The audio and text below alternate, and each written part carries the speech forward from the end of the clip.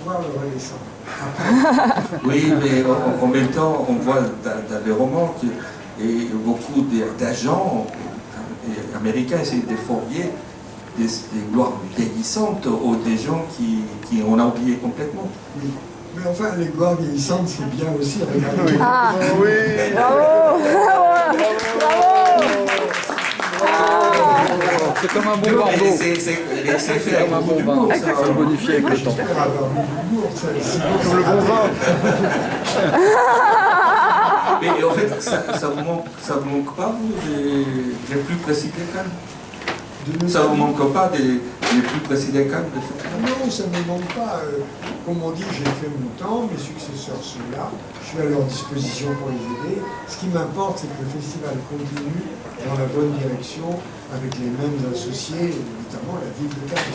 Ce lien entre la ville et le festival est incomparable. Et vous ne pouvez trouver nulle part un endroit, il y a des gens qui disent Ah, ce monsieur est formidable. Il est dans notre aspect de, justement, il dit des choses très intéressantes. Son livre, Le Festival n'aura pas lieu, est fascinant, il en parle. Belle valeur. De belles valeurs, voilà. Comme ça. Très vite et très fort parce qu'ils n'ont pas peur de vie personnelle. Vous verrez qu'il y aura des festivals en Chine au bord de la mer. Donc maintenant Cannes, le drapeau au dressé. Et pardonnez-moi, je sors un peu mes petites pensées, là, je pense à quelque chose, vous savez, le 27 mai prochain, il y aura 4 personnages qui vont rentrer au Panthéon.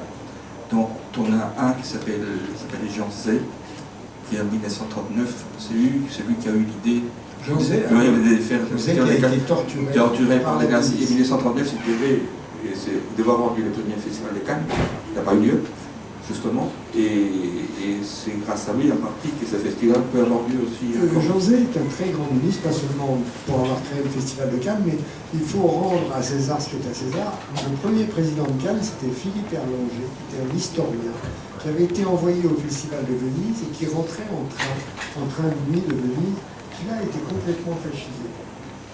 Donc les prix étaient donnés à des films de Mussolini ou d'Hitler, et dans le train, il y avait des anglo-saxons qui parlaient, qui disaient ça ne peut pas continuer, c'est complètement vendu à la politique, au fascisme, on ne peut pas, il faut créer un festival. Et Philippe Erlanger, immédiatement, a foncé chez son chef de service, au ministère de la Culture, aux Beaux-Arts de l'époque. Il l'a convaincu, Georges Huysmans, qui a lui-même convaincu Jean Zay, et le festival devait avoir lieu en 1939, non pas à Cannes, mais à Biarritz. C'était la ville désignée, Biarritz était candidat, Cannes était candidat, mais il n'avait pas été reconnu. Et là, il y a eu un directeur du Grand Hôtel, qui était très introduit dans le milieu politique parisien, et le maire de Cannes de l'époque, je m'excuse d'avoir oublié le nom, ça c'est criminel, et tous les deux, ils sont arrivés à redresser la barre pour que ça n'ait pas lieu à Biarritz, mais à Cannes. Oui, mais vous oubliez une troisième ville. Il y avait quoi? Quelle était la troisième? Sinon, mais cette histoire de Cannes. Oui, ça, c'était pas une bonne idée. Non. Je vais vous dire pourquoi Vichy, ça tient à la route, parce qu'il y avait l'hôtellerie. Et en réalité, à Biarritz, il y avait l'hôtellerie, à Cannes, évidemment, je n'ai pas besoin de vous faire un dessin, mais il y a très peu de villes en France, je ne parle pas de Paris ou de Lille, ou même de Lyon, qui ont les capacités hôtelières suffisantes pour recevoir le monde entier. Et ici, à Cannes, j'ai toujours dit, il y a 10 000 lits dans les hôtels, donc à moins de mettre plus de 2 personnes par lit, on peut avoir 20 000 personnes facilement. Donc tout va bien. Les hôtels du reste, Il a le ils mot, il est font génial. des travaux sans arrêt pour maintenir leurs hôtels dans l'état impeccable qui est nécessaire pour recevoir les plus artistes du monde.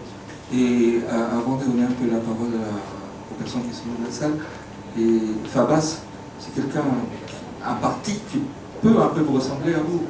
Mais j'ai mis de moi, vous savez, tous les romanciers font ça dans tous les personnages. Il faut bien partir de l'interview réel, après on invente, on brode, on aménage. Mais en effet, il y a des choses de moi, il y a des choses à de vrai, j'ai bien connu. Voilà, c'est un composite de plusieurs personnages.